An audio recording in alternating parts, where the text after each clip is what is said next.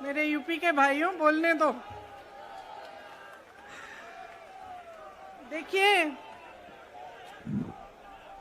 यहाँ पे बैठे हुए मेरे मन में एक पुरानी बात आई।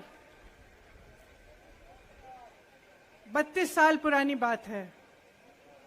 मई 1991 की बात है। मेरे पिता की शव यात्रा तीन मूर्ति भवन से निकल रही थी।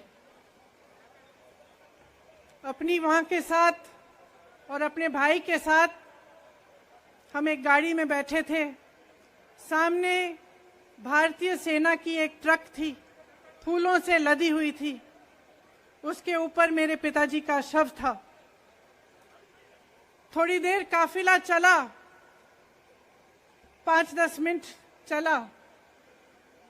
फिर राहुल कहने लगे मैं उतरना चाहता हूं। तो मां ने मना किया। उस समय सुरक्षा का भी बहुत वो था। तो मां ने कहा नहीं, तुम उतर नहीं सकते। राहुल ने जिद की, नहीं मैं उतरूंगा। मैंने मां से कहा मां उतरने दो।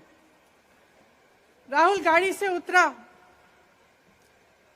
उस सेना की ट्रक के पीछे खड़ा होके चलने लगा और तीन मूर्ति से लेके कड़ी धूप में अपने पिता के जनाजे के पीछे पीछे पैदल चलते चलते चलते चलते यहां पहुंचा।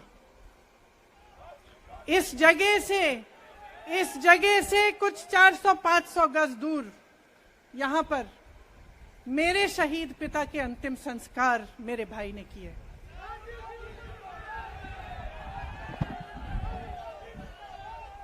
सुनिए, वो चित्र मेरे दिमाग में अभी भी है, मेरे मन में है। मेरे पिता का शव इस तिरंगे झंडे में लपेटा गया था। इस तिरंगे के नीचे मेरे पिता का शव था और उसके पीछे चलते चलते मेरा भाई यहां आया। उस शहीद पिता का अपमान भरी संसद में किया जाता है। उस शहीद के बेटे को आप देशद्रोही कहते हैं, आप मीर जाफर कहते हैं, उसकी आप मां का अपमान करते हैं। आपके मंत्री मेरी मां का अपमान भरी संसद में करते हैं। आपके एक मुख्यमंत्री कहते हैं कि राहुल गांधी को पता भी नहीं है कि उनका पिता कौन है। आपके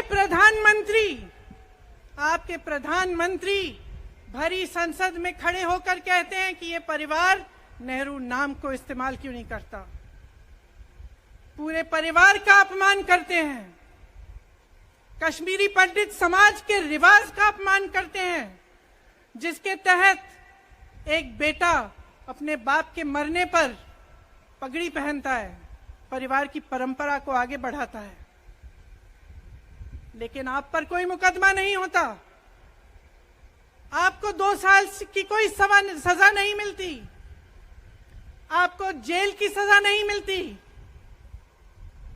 आपको संसद से कोई बाहर नहीं निकालता। आपको मना नहीं करता कि 8 सालों के लिए आप चुनाव नहीं लड़ सकते। क्यों? मैं पूछना चाहती हूं क्यों? आज तक हम चुप रहे हैं। हमारे परिवार का अपमान करते गए। मेरे भाई ने क्या कहा? संसद में वो मोदी जी के पास गए और उनसे गले लगे। मेरे भाई ने कहा मैं आपसे नफरत नहीं करता हूं, मेरे दिल में आपके लिए कोई नफरत नहीं है। हमारी विचारधारा अलग है, लेकिन हमारी नफरत की विचारधारा नहीं है। तो मैं पूछना चाहती हूं, एक आदमी का कितना अपमान करोगे? कितना अपमान करोगे? क्या यही है इस देश की परंपरा? आप परिवारवादी कहते हैं, तो भगवान राम कौन थे?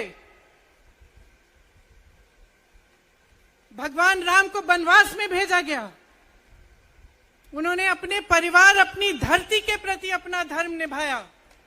क्या भगवान राम परिवारवादी थे? क्या पांडव परिवारवादी थे कि वो अपने परिवार की संस्कारों के लिए लड़े, और हमें क्या शर्म आनी चाहिए कि हमारे परिवार के सदस्य शहीद हुए इस देश के लिए, कि इस झंडे में उनका खून है, इस धरती में उनका खून है, इस देश के लोकतंत्र को मेरे परिवार के खून ने सींचा है। और जो सोचता है कि हमें अपमानित करके हमें डराएंगे, हमें धमकाएंगे, जो सोचता है कि तमाम एजेंसियों को लगाकर हम पे छापे मारकर हमसे कुछ भी कर ले, हमको हमें डराएंगे, वो गलत सोचते हैं। हम डरने वाले नहीं हैं। हम और मजबूती से लड़ेंगे। हम इस देश के लोकतंत्र के लिए कुछ भी करने के लिए तैयार हैं। इस देश के लोकतंत्र को, इसकी नींव कांग्रेस पार्टी के महान महापुरुषों ने डाली है। कांग्रेस पार्टी लड़ी इस देश की आजादी के लिए, और आज भी इस देश की आजादी के लिए ही लड़ रही है। कभी कभी मैं सोचती हूं, मुझे समझ में नहीं आता कि पब्लिक क्या सोच रही है। क्या देख नहीं रही है क्या हो रहा है? क्या आपको दिख नहीं रहा है कि आपकी सारी संपत्ति लूटी जा रही है, एक आदमी को दी जा रही है, गिने चुने उद्योगपतियों को सब कुछ दिया जा रहा है? किसकी संपत्ति है? ये राहुल गांधी की संपत्ति है, ये आपकी संपत्ति है। ये पीएसयू किसके हैं? किसके लिए बनाए गए? आपके लिए बनाए गए, जो ऐसे एक के बाद एक इनको बेचे जा रहे हैं, दिए जा रहे हैं। इसी से तो आपका रोजगार आता है। छोटे उद्योगों से, छोटे व्यापारियों से आपका रोजगार आता है। किसी बड़े अडानी से नहीं आता। रोजगार नहीं देते, छीनते हैं आपका रोजगार। तो आप समझ क्यों नहीं पा रहे हैं? आप गैस के सिलेंडर के लिए 1000 रुपए दे रहे हैं, और यहां आपकी सारी संपत्ति किसी को सौंपी जा रही है। राहुल गांधी जी ने क्या कहा? अरे कौन सा इतना बड़ा जुल्म कर लिया कि आपसे 2 सवाल पूछ लिए, जवाब नहीं दे पाए ना, घबरा गए। और जो अहंकारी होते हैं, तानाशाह होते हैं, क्या करते हैं? जब सवालों का जवाब नहीं दे पाते तो पूरी सत्ता को लेकर जनता को दबाने की कोशिश करते हैं। जो सवाल उठाता है उसको दबाने की कोशिश करते हैं। आपने कभी सोचा है, आंखें खोलिए, आपने कभी सोचा है कि ये पूरी सरकार, ये सारे मंत्री, ये सारे सांसद एक आदमी को बचाने की क्यों इतनी कोशिश कर रहे हैं? इस अडानी में है क्या कि इसको आप सारी संपत्ति दे रहे हो देश की? 20 हजारों करोड़ शेल कंपनियों में इनकी हैं, और आप इन पे इंक्वायरी नहीं कर सकते। ये अडानी है कौन कि आप सब उनका नाम उठते ही बौखला जाते हैं और उनको बचाने में लग जाते हैं? देखिए, आप इस देश के देशवासी हैं, ये देश आपका है, ये लड़ाई आपकी है। आज तमाम नौजवान बेरोजगार क्यों हैं? हम इश्तेहार तो देख रहे हैं, होर्डिंग देख रहे हैं, मदर ऑफ डेमोक्रेसी लिखा है, कहते हैं कि हमारी अर्थव्यवस्था बहुत तेजी से आगे बढ़ रही है, तो इतने नौजवान बेरोजगार क्यों हैं?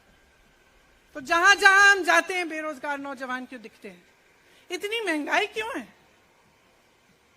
इतनी महंगाई क्यों है? क्या आप इतने बड़े काम कर सकते हो लेकिन एक गैस सिलेंडर का दाम कम नहीं कर सकते? आप छोटे व्यापारियों की मदद नहीं कर सकते? आप रोजगार नहीं बनवा सकते? तो फिर आपकी सरकार किस काम की है? लोगों को दबाने के लिए है या अडानी जी को आगे बढ़ाने के लिए है?